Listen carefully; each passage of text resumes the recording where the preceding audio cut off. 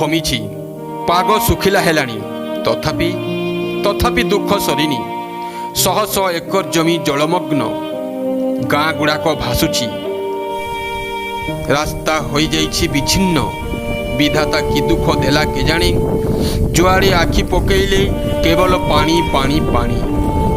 ଏ ଦୃଶ୍ୟ ହେଉଛି ଝାରସୁଗୁଡ଼ା ଜିଲ୍ଲା ଲଖନପୁର ବ୍ଲକ ଅନ୍ତର୍ଗତ ଅନେଶଖଣ ମୌଜାର। ରେମ୍ତା, ଚିକିଲି, ଧୁଲୁଣ୍ଡା, ଚାରପାଲି, କଣ୍ଡେଇକେଲା, ଶରଧା, ସୁଖାସୁଡ଼ା ଏମିତି କେତେ ଗାଁ।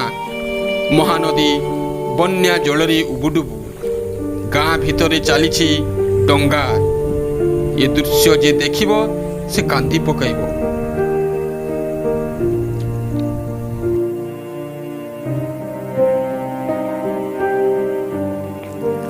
ଝାରସୁଗୁଡ଼ା ଜିଲ୍ଲା ଲଖନପୁର ବ୍ଲକରୁ ମହେନ୍ଦ୍ର ସାଏଙ୍କ ସହିତ ମାନସ ରଞ୍ଜନ ବେହେରା, ଉତ୍କଳ ଏକ୍ସପ୍ରେସ।